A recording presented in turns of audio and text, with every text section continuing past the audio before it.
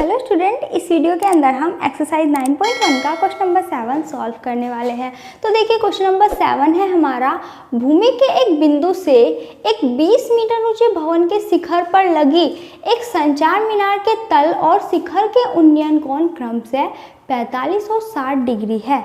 मीनार की ऊंचाई ज्ञात कीजिए। तो देखिए यहाँ पर क्वेश्चन में सबसे पहले हम डायग्राम बनाएंगे। डायग्राम बनाने के लिए क्या बोला गया है, भूमि के एक बिंदु से एक 20 मीटर ऊंचे भवन, यानी यहाँ पर सबसे पहले हमें एक भवन बनाना है जिसकी ऊंचाई कितनी है हमारी 20 मीटर। ठीक है, तो हमने ये भवन बनाया, इसकी ऊंचाई है हमारी 20 मीटर। उसके बाद क्या बोला गया है, भवन के शिखर पर लगी एक संचार मीनार, यानी ये हमारा जो भवन का शिखर है इसके ऊपर कोई एक संचार मीनार लगी है। इसको आप एंटीना भी बोल सकते हो, जो पहले के टाइम में लगा होता था, ठीक है, छतों पे। उसके बाद क्या बोला है, एक संचार मीनार के तल और शिखर के उन्नयन कोण क्रम से 45 और 60 डिग्री है। देखिए मीनार का तल हमारा ये हो जाएगा, शिखर हमारा ये हो जाएगा। तो यहाँ पे तल से जो हमारा कोण बन रहा है उन्नयन कोण, वो पहला है हमारा 45 डिग्री, और उसके बाद जो शिखर से हमारा कोण बन रहा है वो है हमारा 60 डिग्री। ठीक है, तो ये हमने लिख लिया 60 डिग्री। ठीक है, देखिए यहाँ पर हमें निकालना क्या है, मीनार की ऊंचाई। भवन की ऊंचाई तो हमें दी गई है, इस मीनार की ऊंचाई निकालनी है। तो हम क्या करते हैं, मान लेते हैं, क्या मान लेते हैं कि माना भवन की ऊंचाई h है। तो हमें क्या निकालना है, यहाँ पे अब h निकालना है। इसको नाम दे देते हैं A, B, C, और इसको ले लेते हैं हम D। ठीक है, अब देखिए क्या करेंगे, सबसे पहले देखिए एक चीज़ और हम सही बहुत अच्छे से जानते हैं, थीटा के जस्ट सामने वाली भुजा हमारी क्या होती है, लंब होती है।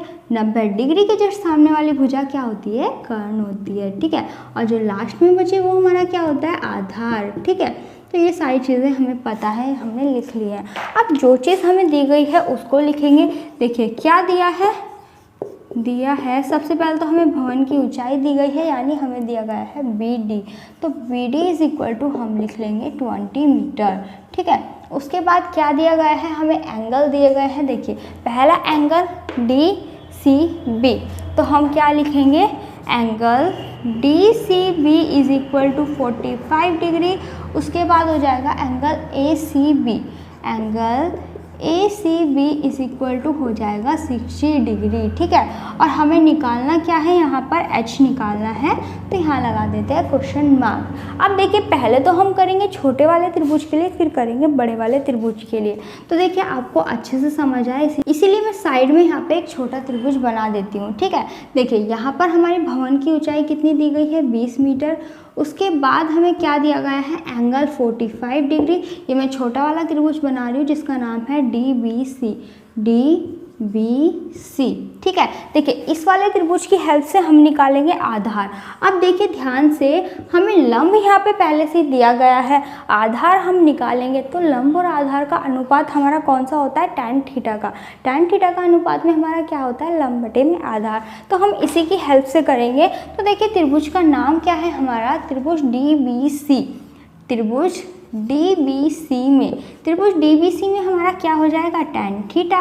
tan theta is equal to क्या होता है, लंब बटे में आधार, जो हम सभी को बहुत अच्छे से पता है। ठीक है, लाल बटे कक्का वाले मेथड से हमने सीखा था, उस वाले ट्रिक से। अब देखिए यहाँ पे थीटा कितना रखना है, थीटा की जगह पे हमें रखना है 45 डिग्री। उसके बाद क्या आ जाएगा, लंब है हमारा 20, आधार हमारा कितना है, BC, जो हमें निकालना है। ठीक है, tan 45 की वैल्यू कितनी होती है, 1 होती है। ठीक है, और इधर क्या आ जाएगा हमारा 20/BC। अब देखिए ये BC हमारा भाग में है, तो बराबर के इधर गुना में चला जाएगा। BC की 1 से गुना होने पे BC ही रहेगा, इधर आ जाएगा 20 मीटर। तो देखिए यहाँ पर हमारा आधार निकल कर आ चुका है, BC निकल कर आ चुका है, जो हमारा कितना है, देखिए ये हमारा BC है, ये हमारा निकल कर आ चुका है 20 मीटर। ठीक है, यानी ये वाला भी हमारा ये तो था 20 मीटर। ठीक है, अब हमें क्या करना है, बड़े वाले त्रिभुज के लिए करना है। तो देखिए बड़ा वाला त्रिभुज ड्रॉ कर लेते हैं। यहाँ पे एंगल है हमारा 60 डिग्री। ठीक है, लेकिन यहाँ पे जो लंब होगा, लंब देखिए ध्यान से यहाँ तक होगा, यानी h + 20 डिग्री। ठीक है, 20 डिग्री नहीं 20, तो हमारा क्या हो जाएगा, h + 20 मीटर। ठीक है, लंब यहाँ पे हमें पूरा लेना है, आधार हमने अभी निकाला है, इसका पहले नाम लिख देते हैं ABC। तो ये है A, ये है B, ये है C और BC हमने निकाला कितना है 20 मीटर। तो ये हमारा यहाँ पे त्रिभुज बना जिसके लिए हम करेंगे। देखिए यहाँ पर हमें क्या दिखाई दे रहा है, लंब और आधार। लंब और आधार के लिए हम tan थीटा वाला क्या लगाएंगे, अनुपात। त्रिभुज ABC में देखिए अनुपात हमारा क्या हो जाएगा, tan theta is equal to होता है लंब बटे में आधार। ठीक है, लंब बटे में आधार हुआ।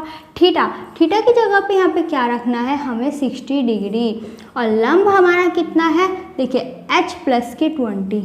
तो h प्लस 20 अपॉन में क्या है हमारा आधार जो हमने निकाला है 20। तो देखिए यहाँ पर अब tan 60 की वैल्यू रखेंगे। टेबल हमने बहुत अच्छे से याद किए। tan 60 का मान क्या होता है हमारा √3। अब यहाँ पे क्या है हमारा h प्लस के 20 अपॉन में 20। अब देखिए ध्यान से, भाग वाली चीज़ बराबर के इधर गुना में आती है। तो देखिए हमारा क्या हो जाएगा, जब हम 20 की √3 से गुना करेंगे तो आ जाएगा 20√3। इधर क्या बचेगा हमारा h प्लस के 20। अब देखिए h का मान निकालना है तो 20 को बराबर के इधर लेके आ जाएंगे तो क्या हो जाएगा 20√3 माइनस के 20 बराबर के इधर आके माइनस में हो जाएगा, है ना। अब देखिए 20 इसके पास भी है, इसके पास भी है, तो 20 को हम बाहर निकालेंगे यानी कॉमन ले लेंगे।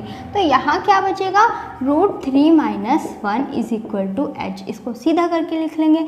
h इज इक्वल टू क्या आ जाएगा हमारा 20√3 माइनस 1 जो हमारा क्या है आंसर है, इसको हम लिख देंगे क्या, मीटर। ठीक है, तो देखिए यहाँ पर हमसे मीनार की ऊंचाई यानी h निकालने को बोला गया था तो हमने h निकाल दिया है। अब लास्ट में एक लाइन आप याद से लिख लेना कि आता है मीनार की ऊंचाई 20√3 माइनस 1 मीटर है।